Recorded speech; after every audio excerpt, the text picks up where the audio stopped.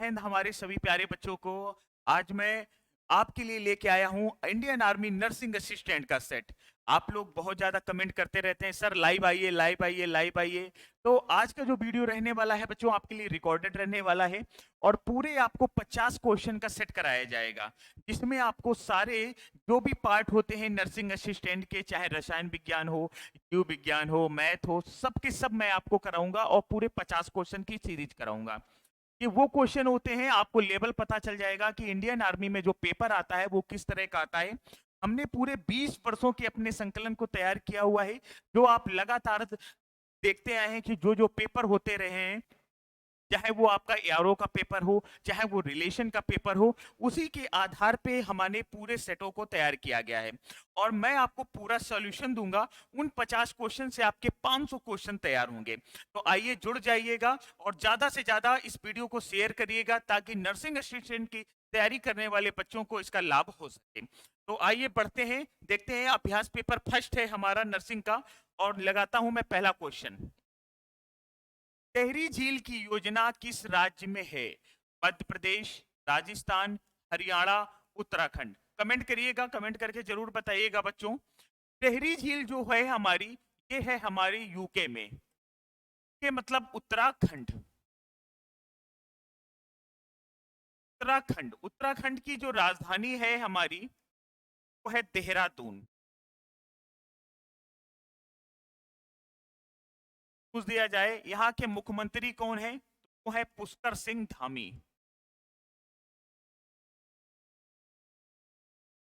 पुष्कर सिंह धामी। टिहरी झील आपके किस राज्य में स्थित है? बिल्कुल सही आंसर है आपका उत्तराखंड में। बिल्कुल आपका करेक्ट आंसर है उत्तराखंड।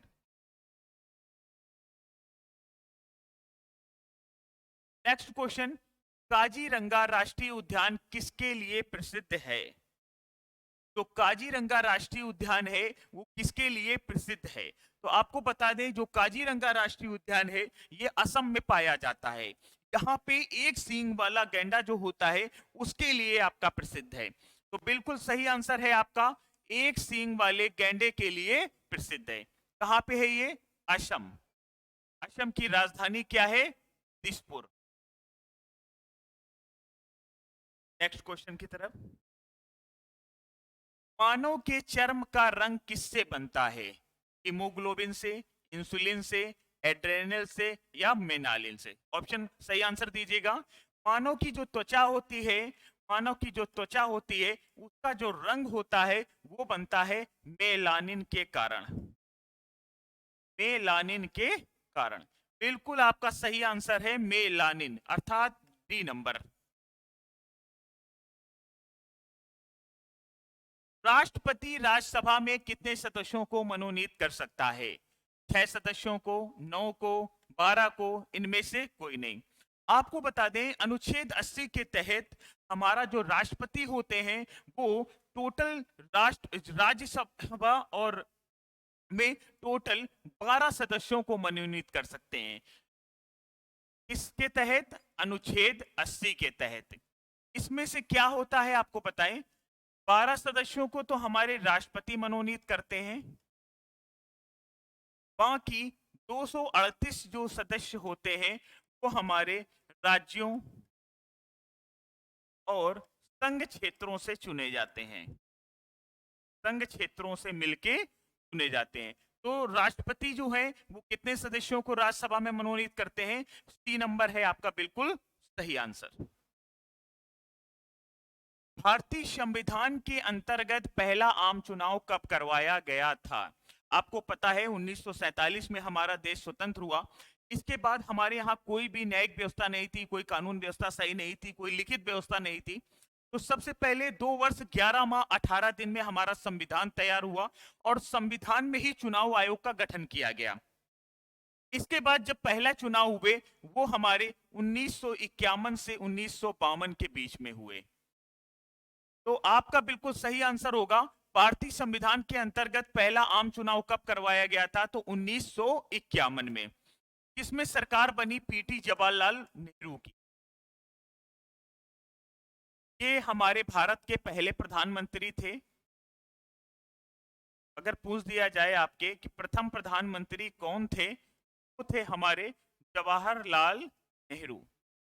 किस पार्टी के थे? कांग्रेस के। सबसे ज्यादा जो वोट बैंक मिली थी वो कांग्रेस को मिली थी। बहुत सारी पार्टियों ने इसमें चुनाव लड़ा था, लेकिन जो जीत हासिल हुई थी वो हमारी कांग्रेस पार्टी को हुई। मानस अभयारण्य किस राज्य में स्थित है? उत्तर प्रदेश, राजस्थान, इनमें से कोई नहीं, असम। तो आपको बताएं जो मानस अभयारण्य है ये वन्य जीवों के लिए है। वन्य जीवों के लिए है।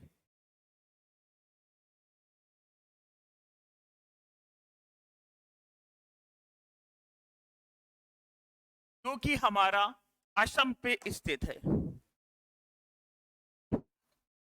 ज्यादा पसीना आ रहा है बच्चों। ये कहाँ पे स्थित है आपका? असम। जो मानस वन अभयारण्य है, पूछा जाए किसके लिए प्रसिद्ध है, तो ये भी आपका ज्यादातर जो है यहाँ पे है वो जंगली भैंसे हैं। एक सींग वाला गैंडा भी है यहाँ पे।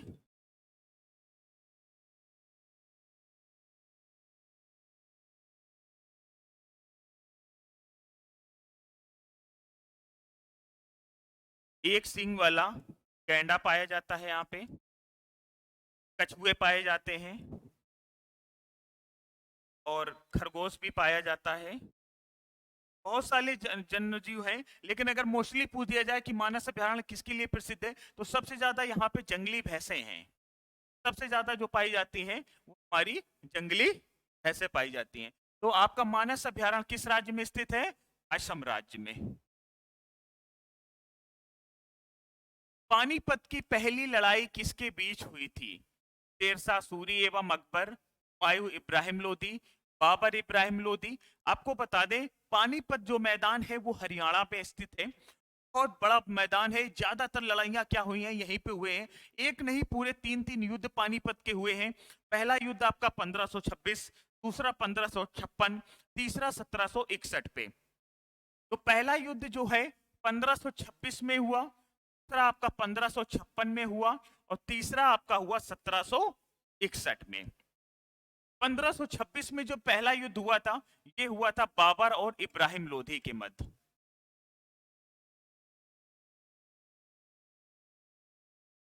इब्राहिम लोधी उस समय दिल्ली की सल्तनत पे राज्य करता था। बहुत बड़ी सेना थी और बाबर ने मारा तो इसको पूरा नस्त नाबूद करके अलग कर दिया था। दूसरा हुआ अकबर और हेमू के बीच, जिसमें अकबर की विजय हुई और हेमू को पराजित का सामना करना पड़ा। तीसरा युद्ध जो हुआ वो हुआ जाके अहमद शाह अब्दाली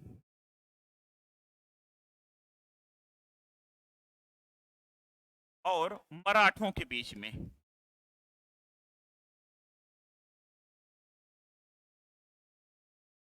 जिसमें अहमद शाह अब्दाली की विजय हुई, दूसरे युद्ध में अकबर की विजय हुई और पहले युद्ध में बाबर की विजय हुई। तो बिल्कुल सही आंसर है सी नंबर।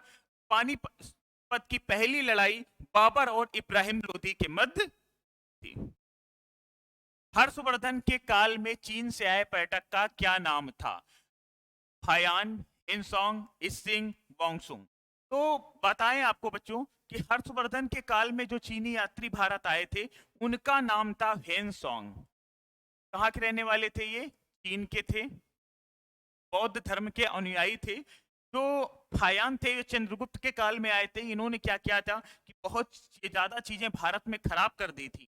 उनको जो सही करने का योगदान है पूरा वो हेनसोंग को जाता है।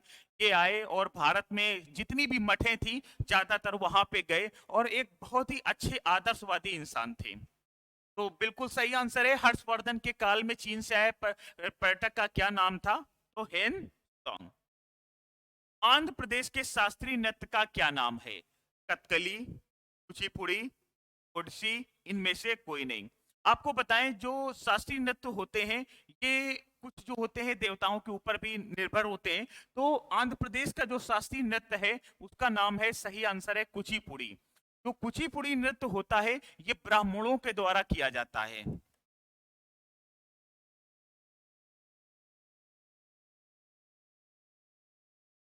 और कौन से ब्राह्मण होते हैं? तो ज्यादातर इनमें संख्या जो होती है वो पुरुष वर्ग की होती है। ज्यादातर जो संख्या होती है इसमें पुरुष वर्ग ही शामिल होता है और वही ज्यादातर करते हैं। तो आंध्र प्रदेश का जो शास्त्रीय नृत्य है वो क्या है? हमारा कुचिपुड़ी है। आपसे पूछ दे कि आंध्र प्रदेश की पहले राजधानी हैदराबाद होती थी, अब क्या है? तो अब आंध्र प्रदेश की राजधानी है अमरावती। क्या राजधानी है? अमरावती। बिल्कुल सही आंसर आपका बी में। कथकली कहाँ का है? तो कथकली जो है वो हमारा केरल का है। उड़सी कहाँ का है? तो ये हमारा है उड़ीसा का। ये उड़ीसा का नृत्य है।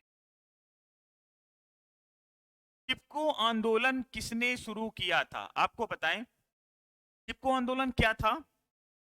बहुत ज्यादा पेड़ों की कटाई हो रही थी, बहुत ज्यादा नष्ट नाबूद किया जा रहा था, चाहे वो उत्तर प्रदेश हो या उत्तराखंड हो, हर जगह मतलब यही हो रहा था। तो बहुत सारे लोग आगे आए, जिनमें से प्रमुख थे आंदोलन को शुरू करने वाले, वो थे हमारे सुंदरलाल बहुगुणा।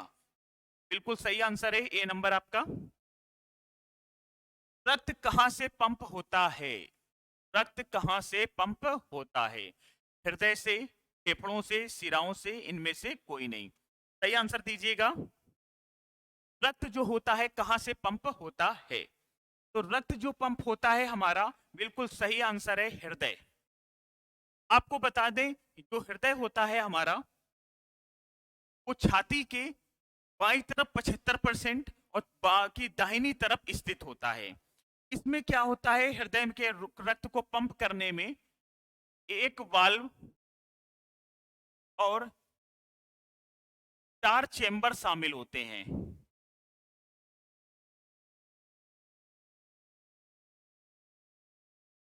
4 चेंबर शामिल होते हैं। ये क्या करते हैं बच्चों कि हृदय से शरीर में पूरे में रक्त को ले जाते हैं और वापस शरीर से हृदय तक रक्त को जो पहुंचाने का काम करते हैं, ये हमारे 4 चेंबर करते हैं। तो रक्त कहां से पंप होता है? हृदय से। हाथी दांत बना होता है। हाथी दांत बना होता है। हाथी दांत का, ठोस अस्थि ऊतक का, ठोस कोमल अस्थि का, कोमल अस्थि और सिल्का। तो हाथी दांत जो होता है वो बना होता है ठोस अस्थि का। आपको पता होगा, पहले के जमाने में आपने देखा होगा, बहुत ज्यादा स्मगलिंग होती थी। किसकी? हाथी की। उसमें क्या होता था? हाथियों को मार दिया जाता था और मारने के बाद उनका दांत निकाल लिया जाता था। वो दांत आपका बहुत ही महंगा जाता था, क्योंकि उससे क्या होता था, बहुत सारी दवाइयां बनती थी और उन दवाइयों में उसका यूज होता था, जो कि फॉरेन कंट्रियों को सप्लाई किया जाता था। लेकिन धीरे धीरे अब वो चीज बंद हो चुकी है, ऐसा नहीं होता है। तो हाथी दांत जो होता है वो किसका बना होता है? ठोस अस्थि ऊतक का। अर्थराइटिस की बीमारी होती है, जोड़ों का सूजन, किडनी, लीवर, इनमें से कोई नहीं। तो बिल्कुल सही आंसर है जोड़ों का सूजन। आपको बताएं बच्चों, जो अर्थराइटिस होता है उसी को बोलते हैं गठिया। क्या बोलते हैं? गठिया। आपने देखा होगा, हमारी माताएं, हमारी दादी लोग होती हैं, उनके जोड़ों में दर्द होना पड़ता है। क्या होता है? एज के साथ साथ कमजोरी आ जाती है, हड्डियों का घिसाव चालू हो जाता है, जिसके कारण ये बीमारी हो जाती है अर्थराइटिस की। इसी को बोला जाता है गठिया हो गई है, गठिया की बीमारी। विटामिन की कमी से स्कर्वी रोग होता है। विटामिन मैंने आपको पढ़ाया है, पूरा प्रीवियस वीडियो पढ़ा है, मैं आपको लिंक दे दूंगा। पूरा मैंने विटामिन बताया है, अगर वो वीडियो आपने देख लिया तो विटामिन का आपका एक भी क्वेश्चन गलत नहीं हो सकता है। क्या होता है किस कमी से? देखो, विटामिन ए की कमी से होता है रतौंधी, सी की कमी से होता है स्कर्वी, डी की कमी से होता है रिकेट्स। तो कौन सा ऑप्शन सही है? C number. यकृत की सिरोसिस का कारण होता है कोकीन, एल्कोहल, एलएसडी, मॉर्फिन। बिल्कुल सही आंसर है एल्कोहल। एल्कोहल क्या होता है बच्चों कि आप शराब का लगातार सेवन करते हैं और अधिक मात्रा में करते हैं। सुबह आप उठे, सुबह से पी लिया, तो उससे क्या होता है, आपकी यकृत की जो होती है वो सिरोसिस आपकी बिल्कुल भयानक तरीके से हो जाएगा और उसका जो मुख्य कारण बनेगा वो आपका क्या बनेगा? एल्कोहल। मानव शरीर की सबसे बड़ी ग्रंथि होती है पैंक्रियाज, यकृत, पीयूष या इनमें से कोई नहीं। तो बिल्कुल सही आंसर है बी नंबर, यकृत। मानव शरीर की जो सबसे बड़ी ग्रंथि होती है वो होती है हमारी यकृत। निम्नलिखित में कौन सा असंचरणीय रोग है? हैजा, मधुमेह, फाइलेरिया, टाइफाइड। टाइफाइड जो होता है बच्चों कैसे फैलता है आपको बता दें। आप दूषित खाना खा लिए, दूषित पानी पी लिए, तो खराब चीजें होती हैं, उनको खाने से जो रोग होता है वो आपका होता है टाइफाइड। असंचरणीय रोग के बारे में पूछा गया है तो वो होता है आपका मधुमेह, जिसी को जाना जाता है डायबिटीज के नाम से। कहते नहीं बहुत ज्यादा डायबिटीज हो जाती है तो वही रोग होता है हमारा मधुमेह। एक्यूपंक्चर क्या है? हृदय का एक रोग, ट्यूब और टायर की सफाई, सुइयों के माध्यम से उपचार की विधि, उपयुक्त में से कोई नहीं। आपको बताएं, बहुत ज्यादा आप लोगों ने देखा होगा, कहते नहीं एक्यूपंक्चर से इलाज करा के आए हो क्या? एक्यूपंक्चर में पॉइंट की निडल की पतली पतली सुइयां होती हैं, और मान लो मेरे पीठ में दर्द हो रहा है तो उनको क्या किया जाता है, सुइयों को हमारे घुस दिया जाता है। इसके बाद जो सुइयों के माध्यम से जो इलाज किया जाता है उसको बोलते हैं एक्यूपंक्चर। तो सुइयों के माध्यम से उपचार की जो विधि होती है उसको बोला जाता है एक्यूपंक्चर। एंजाइम से क्या अभिप्राय है? एंजाइम जैविक उत्प्रेरक होते हैं, शरीर के निर्माता हैं, शरीर के नियामक हैं, शरीर कोशिका गुणक हैं। तो जो एंजाइम होते हैं वो क्या करते हैं, जिस तरह से उत्प्रेरक आप देखते हो रासायनिक क्रियाओं की अपक्रिया की दर को क्या करता है, बढ़ा देता है। वही काम है एंजाइम का, जैविक उत्प्रेरक होते हैं। मानव की श्रव्य परास क्या है? आपको बताएं बच्चों, श्रव्य, औशब्र और पराश्रव। जो श्रव्य होती हैं वो होती है 20 हर्ट्ज से लेके 20,000 हर्ट्ज तक। और श्रव्य जो होती है हमारी वो होती है 20 हर्ट्ज से नीचे। जो पराश्रव्य होती हैं वो होती है 20,000 हर्ट्ज से पर।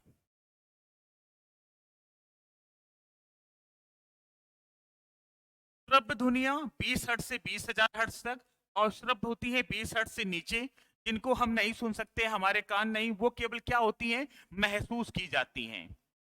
क्या होती हैं ये? केवल महसूस की जाती हैं। पराश्रव्य जो होती हैं वो 20,000 हर्ट्ज से ऊपर की ध्वनियां होती हैं। तो 1 किलो कैलोरी में कितनी कैलोरी होती है? 100 कैलोरी, 1,000 कैलोरी, 10 कैलोरी या 10,000 कैलोरी? तो बिल्कुल सही आंसर है बी नंबर, 1,000 कैलोरी। 1 किलो में आपका होता है 1,000 कैलोरी। निम्न में से कौन सा रोग दूषित भोजन से होता है? अभी मैंने बताया था कि दूषित भोजन खाने से आपको कौन सा रोग हो जाता है, तो वो होता है टाइफाइड। चिकन पॉक्स आप जानते होंगे, जिनको हम लोग घरेलू भाषा में कहते हैं माता जी निकल आई हैं, उन्हीं को क्या बोलते हैं, चिकन पॉक्स। इबोला जो होता है ये हमारा एक वायरस है। क्या है ये? वायरस। एक मछली श्वसन के लिए उपयोग करती है नाक, आंखों का या गलफड़ों का? तो मछली जो होती है वो श्वसन के लिए इस्तेमाल करती है अपने गलफड़ों का। बिल्कुल सही आंसर है ए नंबर, गलफड़ों का।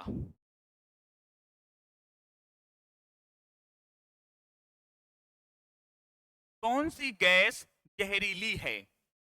ऑक्सीजन, हाइड्रोजन, कार्बन मोनोऑक्साइड या नाइट्रोजन ऑक्साइड? तो जो जहरीली गैस है हमारी वो है कार्बन मोनोऑक्साइड, जिसको हम CO के नाम से जानते हैं। पौधों के अध्ययन को क्या कहा जाता है? वनस्पति विज्ञान, रासायनिक विज्ञान, भूगोल, इनमें से कोई नहीं। तो पौधों के अध्ययन को कहा जाता है वनस्पति विज्ञान। सिरके में अम्ल की प्रकृति किस कारण होती है? सिट्रिक अम्ल, गंधक अम्ल, कोरा, एस्टिक अम्ल? तो सिरके में जो पाया जाता है वो हमारा पाया जाता है एस्टिक अम्ल। बिल्कुल सही आंसर है डी नंबर। निम्नलिखित में कौन सा यौगिक नहीं है? सभी दिख रहे हैं, NaCl भी यौगिक है, H2SO4 भी है, CaCO3 है, सिंगल है हमारा आयरन। Fe को जानते हैं आयरन, इसी को कहा जाता है लोहा।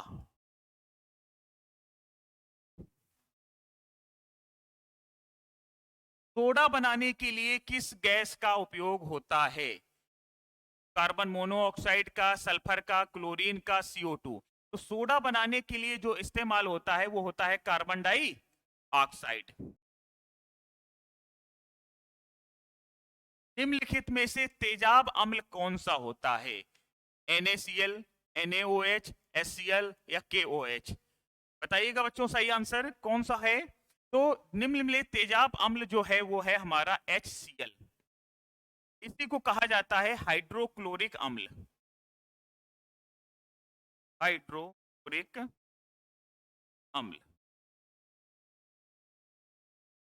बिल्कुल सही आंसर होगा आपका बी नंबर, सी नंबर।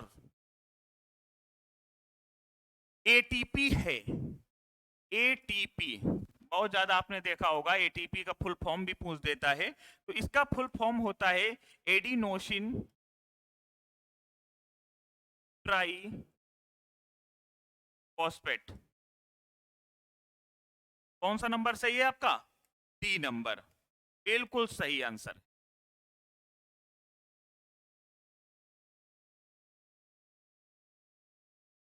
जब लिटमस पेपर पर एसिड की एक बूंद डालते हैं तो क्या होगा?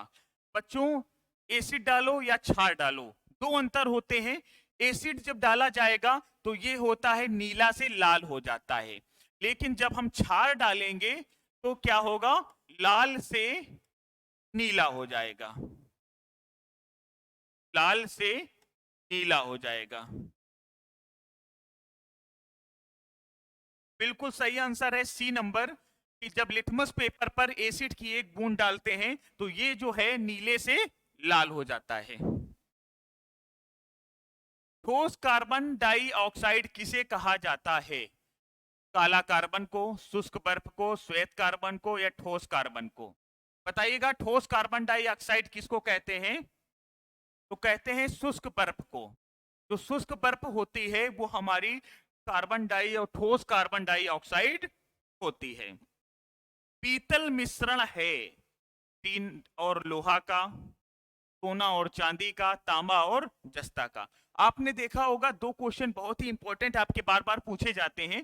पहला क्वेश्चन आपका पूछा जाता है कि जो कांसा होता है वो किसका मिश्रण होता है? कांसा। तो ये होता है तांबा और टीन का मिश्रण। लेकिन जो पीतल होता है, तो पीतल होता है वो होता है हमारा तांबा प्लस जस्ता। तो कौन सा ऑप्शन सही होगा? सी नंबर, तांबा और जस्ता। पीतल मिश्रण है तांबा और जस्ता का। निम्नलिखित में से कौन ऊष्मा व विद्युत दोनों का सुचालक है? बहुत अच्छा क्वेश्चन है, कम से कम 10 बार एग्जाम में पूछा गया है। इस क्वेश्चन को बिल्कुल गांठ बांध लीजिएगा आप सभी। पारा, चांदी, सोना या पीतल? तो निम्नलिखित में कौन ऊष्मा व विद्युत दोनों का सुचालक होता है? तो वो होता है हमारा एजी। एजी को क्या कहते हैं? चांदी। बिल्कुल सही आंसर है चांदी। तो बी नंबर आपका बिल्कुल राइट। 23 NA 11 लिखने में थोड़ा कम हुई है मिसप्रिंट, इस तरह लिखा जाएगा बच्चों। जो 11 आपका होता है यही आपका होता है परमाणु क्रमांक, इसी को कहते हैं प्रोटॉनों की संख्या।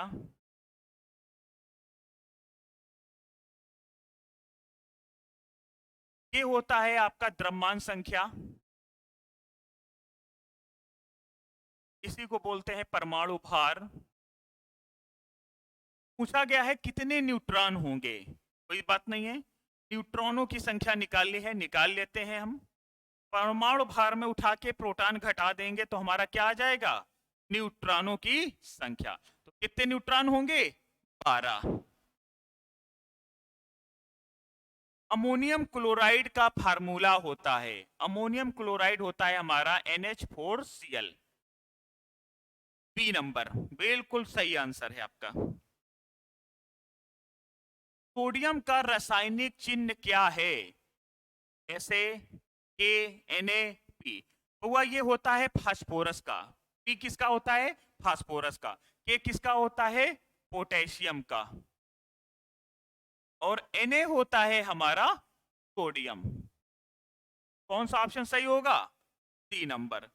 बेटा आपको ये जो है ऑफलाइन वीडियो दिया जा रहा है, हमारी क्लासें लाइव भी चल रही हैं, और सारी जो भी नर्सिंग के पूरे सेट होंगे, अभी तो हम ऐसे ऐसे क्वेश्चन आपको लेके आने वाले हैं जो आप पढ़ लोगे तो बस समझो पेपर आपका उसी से आएगा।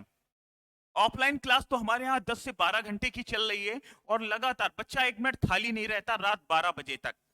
रात में 9 बजे क्लास स्टार्ट हो जाती है, 12 1 1 बज जाता है, और क्लास हमारे यहाँ कंटिन्यू रहती है। तो बिना किसी फीस के हम लोग इस समय सिलेक्शन दे रहे हैं बच्चों को। आपने देखा होगा बहुत सारे संस्थान 25-25 30 हजार रुपए ले रहे हैं, लेकिन हमारे यहाँ कोई पैसा नहीं लिया जा रहा है। केवल आपका जो एसटी कराने का जो खर्चा है उसी में केवल आपको लिया जा रहा है।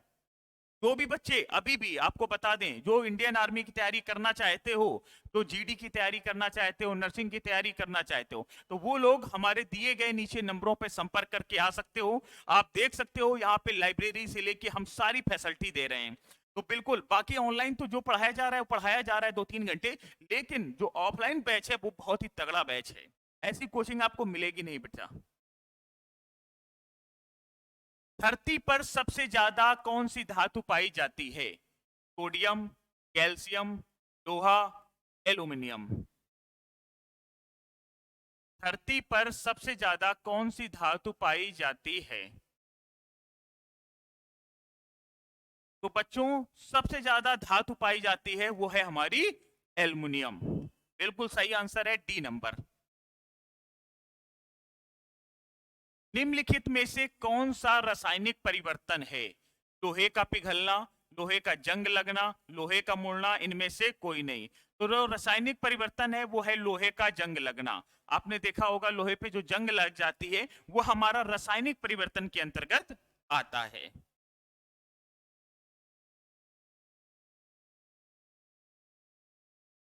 Cl35 एवं क्लोरीन 37 क्या होते हैं? आइसोमर, आइसोबार, इनमें से कोई नहीं, आइसोटॉप। तो ये जो है दोनों आइसोटॉप होते हैं। बिल्कुल सही आंसर है, बी नंबर।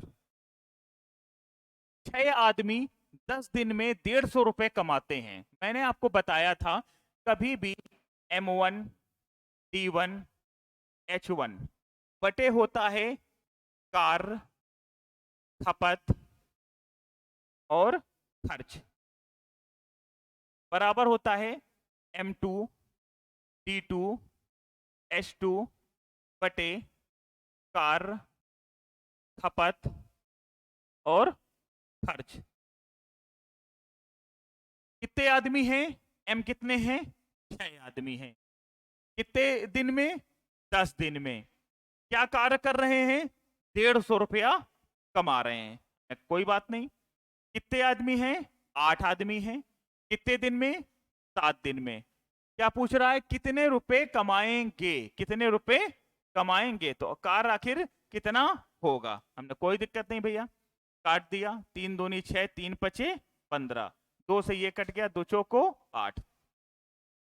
कार्य बराबर 7 चौको 28 और 5 उधर जाएगा, गुणा हो जाएगा 5। 5 चौको 20, 7 दूना 140। कितना आ गया? 140 रुपए। तो कितने रुपए कमाएंगे? 140 रुपए। है ऑप्शन बिल्कुल सही। कौन सा नंबर हो गया आपका? बी नंबर आपका बिल्कुल सही। दो संख्याओं का जोड़ 44 है। यदि एक संख्या दूसरी से 3 गुना है तो संख्याएं क्या होंगी? हमने कहा ठीक है भैया, दो संख्याएं हैं हमारी, हमने कहा ए और बी। एक संख्या जो है दूसरी से 3 गुना है। अगर ये 1 है तो ये कितनी है? 3। यहां पे दोनों का जोड़ कितना है? 3 1 4। वहां कितना दिया गया है क्वेश्चन में? 44। 4 बराबर 44 के, तो 1 बराबर कितनी आ गई? 11 के।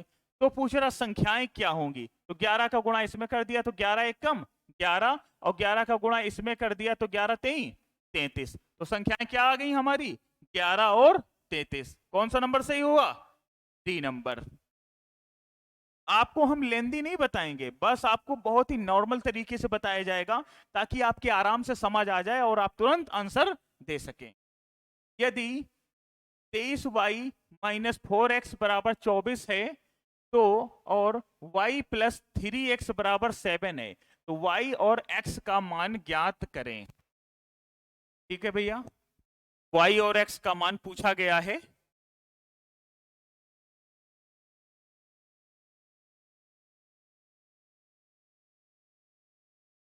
y और x का मान ज्ञात करें। 23y माइनस 4x, ये क्वेश्चन देख लिया जाए, मिस्टेक तो नहीं किया है इसमें कुछ। देखते हैं भाई, 23y माइनस का 4x बराबर 24, y प्लस का 3x बराबर है 7। इसका मान पूछा गया है y और x का। हमने कहा लाओ हम ऑप्शन से प्रूव करके देखते हैं पहले, ताकि आंसर हमारा तुरंत आ जाएगा। हमने कहा कौन हल करे, हल करने में बहुत टाइम लगता है। हमने पहले इक्वेशन नंबर 2 को उठा लिया। किसको उठा लिया? 2 को। हमने देखा अगर हम y का मान ले लेते हैं 10, क्या ले लिया हमने? y का मान 10, और x का मान ले ले 1, तो 10 और 3 कितना हो जाएगा? 13। हमने कहा ये तो हमारा ऑप्शन बिल्कुल गलत हो गया। हमने कहा y इसको ले ले, तो भी ये क्या हो जाएगा? बिल्कुल गलत हो जाएगा। हमने कहा y का मान हम -1 ले लें और 10 ले लें, तब भी हमारा क्या हो जाएगा? पूरा पूरा गलत। हमने लिया डी नंबर, y का मान 10 और x का मान -1, तो -1 जैसे किया तो माइनस का क्या हो जाएगा? माइनस का 3 और ये 10, तो 10 में 3 गए 7। तो हमारा पहली सेकेंड इक्वेशन क्या थी? प्रूव हो गई। दोबारा रखा हमने y का मान 10, तो ये हो गया 230, माइनस x -1 रखा तो माइनस माइनस क्या हो गए? प्लस। कितना हो गया? 230 प्लस 4 बराबर कितना है? 24।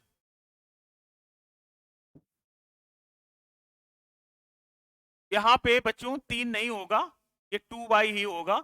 ये मिस्टेक है, तभी क्वेश्चन लग रहा था कि बहुत लंबा हो गया है। ये मिस्टेक कर दिया है हमारी टेक्निकल टीम ने, थोड़ा इसको सही करें। हाँ बिल्कुल, यहाँ पे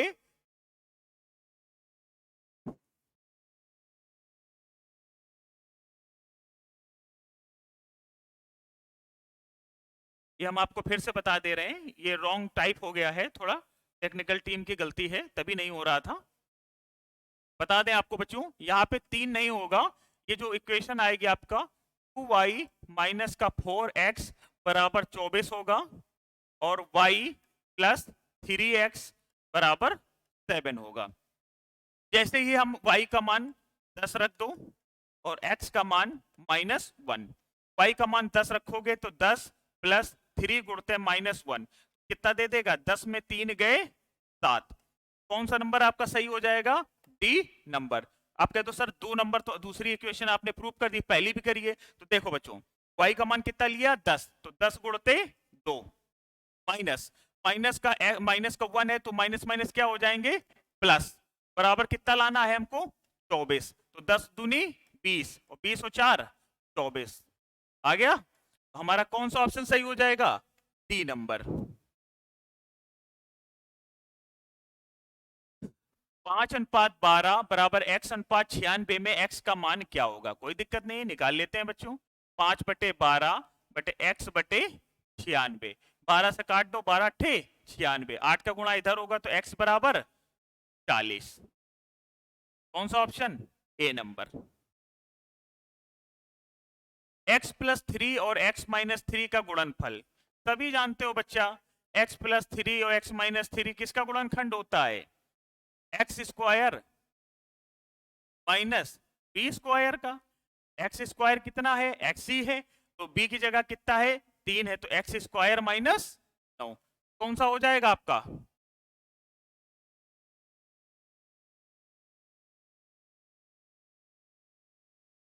हाँ बच्चों गलत है, यहाँ पे दोनों जगह इन्होंने प्लस कर दिया है। आप इसी को कर दीजिए एक्स स्क्वायर माइनस 9। कौन सा ऑप्शन हो जाएगा? 3 नंबर। आप कॉन्सेप्ट याद रखिएगा, होती रहती है टाइपिंग में, कभी कभी क्या होता है गलतियां हो जाती हैं। ठीक है। विद्युत धारा का मात्रक होता है एम्पियर, जूल, ओम, इनमें से कोई नहीं। बताएं बच्चों कमेंट करके। विद्युत धारा किस में नापी जाती है? एम्पियर में। प्रतिरोध का मात्रक क्या होता है? ओम। प्रतिरोध को किस में नापा जाता है? ओम। और जूल होता है हमारा कार्य का मात्रक। विद्युत धारा का क्या होता है? एम्पियर। विद्युत धारा को एम्पियर में, कार को जूल में, प्रतिरोध का मात्रक क्या होता है? कौन सा ऑप्शन सही होगा आपका? ए नंबर। आवर्धक लेंस के रूप में किसका प्रयोग किया जाता है? अवतल लेंस, उत्तल लेंस, बेलनाकार लेंस, इनमें से कोई नहीं। तो जो आवर्धक लेंस होते हैं उसमें हम किसका इस्तेमाल करते हैं? उत्तल लेंस का। किसका करते हैं? उत्तल लेंस। अर्थात हमारा ऑप्शन बी नंबर बिल्कुल सही। प्रतिरोध का मात्रक है, जस्ट अभी मैंने आपको बताया, प्रतिरोध को किसमें नापते हैं? प्रतिरोध का मात्रक क्या होता है? ओम होता है। क्या होता है? ओम। मात्रक बच्चों पढ़ लीजिएगा, मात्रक बहुत पूछे जाते हैं। एक क्वेश्चन आपका मात्रक का जरूर आता है, एक खोज का आपका जरूर आता है। तो मात्रक आपको सारे के सारे रटे होने चाहिए। पीछे देखने के लिए मोटर कारों में किस दर्पण का प्रयोग किया जाता है? पीछे देखने के लिए आपने देखा होगा बड़े बड़े ट्रक होते हैं, और ट्रक पीछे जो वाहन आ रहे होते हैं उनको देखने के लिए वो क्या करता है? बड़ी चीज को छोटा करके दिखाता है। तो कौन सा दर्पण होता है हमारा? उत्तल दर्पण। कौन सा दर्पण? उत्तल दर्पण। तो पीछे देखने के लिए मोटर कारों में हम किस दर्पण का उपयोग करते हैं? उत्तल दर्पण का। सबसे कठोर पदार्थ है हीरा, संगमरमर, कार्बन, ग्रेफाइट। कुछ तो सोच रहे हो सर जी संगमरमर बहुत ठोस होता है तो वही आंसर होगा। नहीं बच्चों, तो सबसे ठोस पदार्थ होता है, कठोर पदार्थ, वो होता है हमारा हीरा। क्या होता है? हीरा। बहुत कम पाई, ये नहीं है कि हर जगह मिल जाए गली गली। बहुत महंगी धातु होती है, बहुत मुश्किल से मिलता है। कहते नहीं है ये आदमी तो हीरा है, तो बस वही समझ लो, जब बहुत ज्यादा खदान में आप काम करोगे तब कहीं जाके हीरा मिलता है। तो बच्चों ये थे 50 सेट, जो पूरे मैंने आपको बिल्कुल एक एक क्वेश्चन आपको बताया है, डिस्क्राइब करके बताया है, और उन 50 क्वेश्चन से आपके 500 क्वेश्चन को तैयार किया है। इसी तरह मैं आपको रोज एक नर्सिंग असिस्टेंट का सेट और एक आपका जीडी का सेट हॉल कराता रहूंगा, ट्रेडमैन के भी सेट आएंगे। तो आप लोग जुड़े रहिए और ज्यादा से ज्यादा हमारे चैनल को शेयर कर दीजिए ताकि लोगों को जानकारी हो सके और वो सभी बच्चे पढ़ सकें। जय हिंद, जय भारत।